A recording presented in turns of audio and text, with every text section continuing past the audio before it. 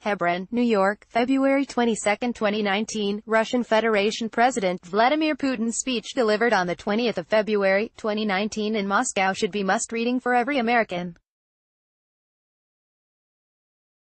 In it, Putin spells out Russian preparations for nuclear war against the United States.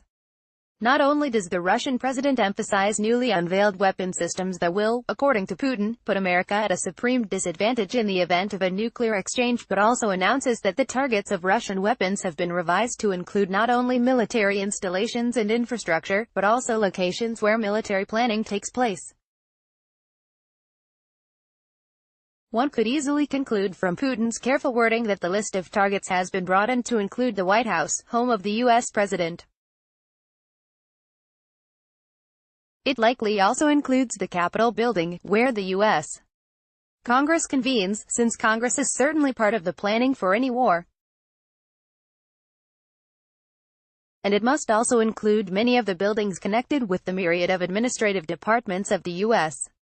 government, along with various private think tanks that supply the government with position papers, research and policy formulation.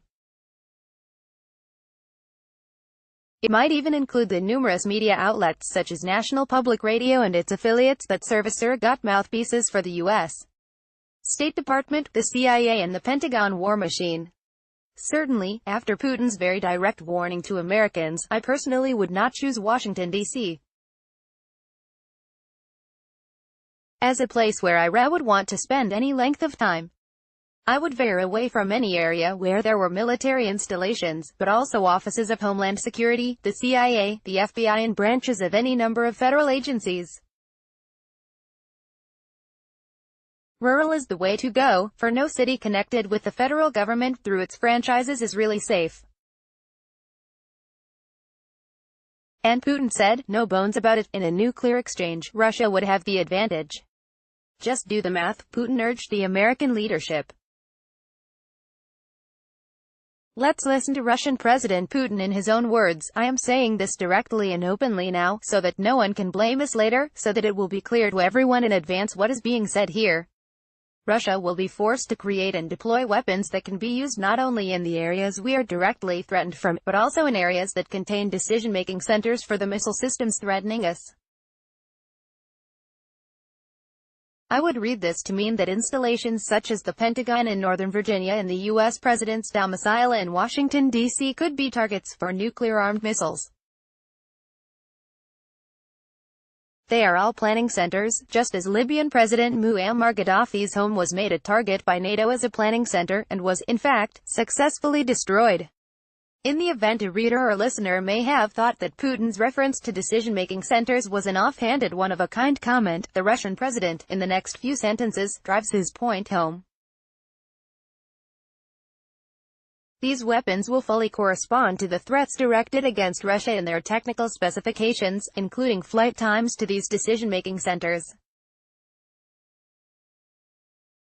We know how to do this and will implement these plans immediately, as soon as the threats to us become real.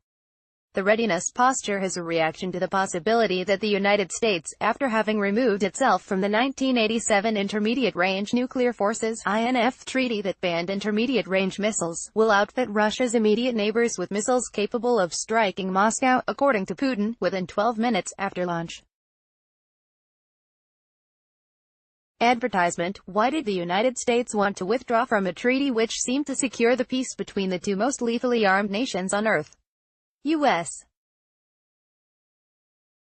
officials claim that Russia has been in violation of the treaty, which Russia has denied. But Russian officials, including Putin in the speech at hand, has also clearly outlined U.S. violations of the treaty which have continued for years. Again, Putin, Americans began developing and using medium-range missiles, calling them discretionary target missiles for missile defense. Then they began deploying Mk-41 universal launch systems that can make offensive combat use of Tomahawk medium-range cruise missiles possible. I am talking about this and using my time and yours because we have to respond to the accusations that are leveled at us.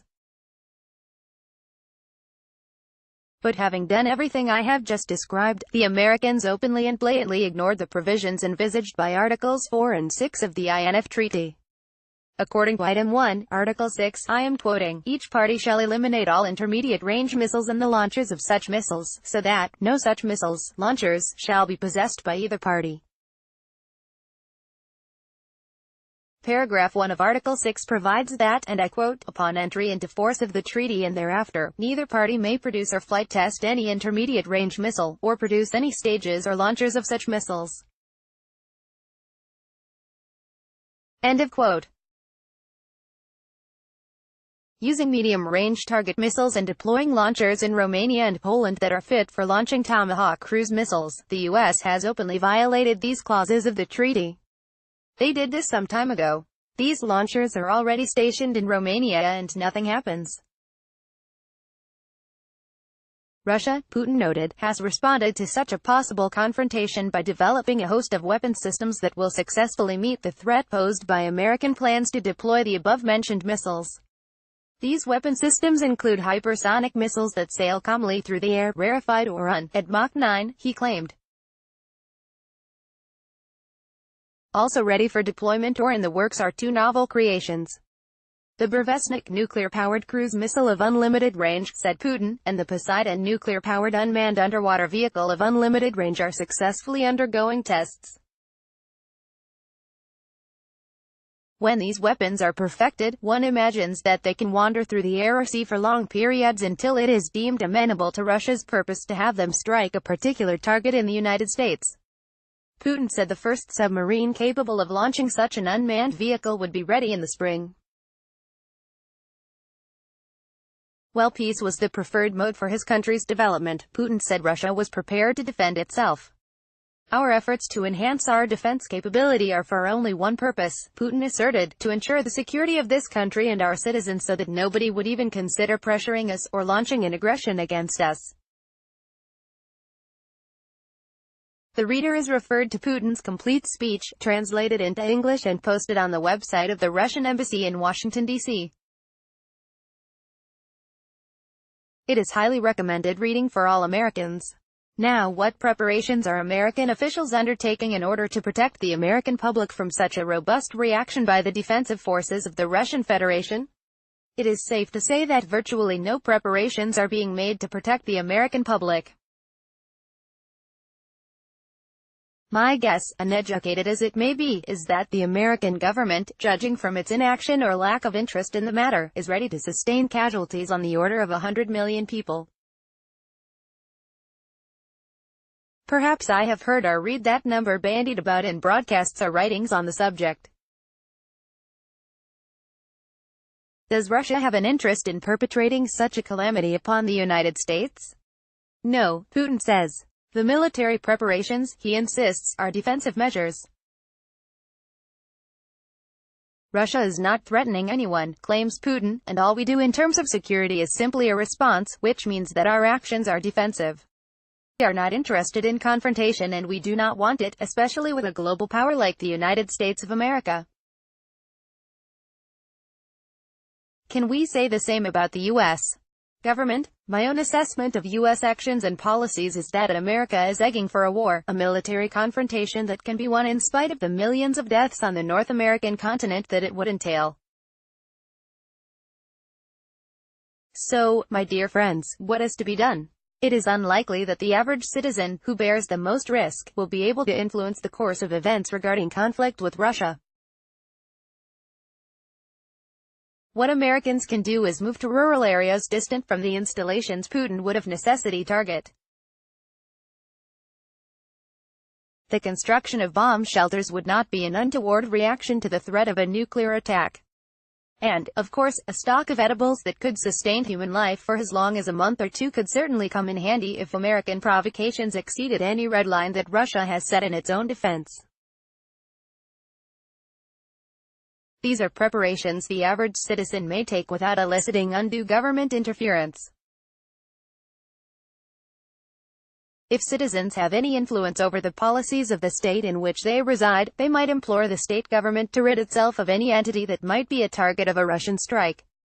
It might become a priority for some far-seeing officials to position their states to become less vulnerable to the reckless and provocative actions and policies of the federal government.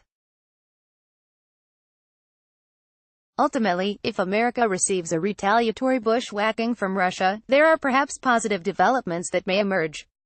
Certainly Russia would ultimately not allow any of the crafters of the malicious U.S. foreign policy that precipitated the attack to remain at large, and when they and their cohorts were located, the Russians would deal with them in a direct and effective manner. What would Benjamin Franklin, that great man of letters, say if he were to see how the experiment in democracy ended through a nuclear conflagration? I doubt he would be surprised in the slightest. After all, he was a scientist who delved into the causes and effects of lightning and electricity, and invented new designs for wood stoves that were decided improvements on earlier designs. Surely Franklin was a man, more than others around him, who knew the power of scientific innovation and how it could ultimately affect the destiny of human life on Earth. He would have understood where science was taking the human race. And politically, he must have known deep in his gut that in the long run, he was backing a troubled proposition. When asked what the Constitutional Convention of the late 1780s had agreed upon, he is reported to have quipped, "A republic, if you can keep it." The views expressed herein are the sole responsibility of the author and do not necessarily reflect those of this website or its editors.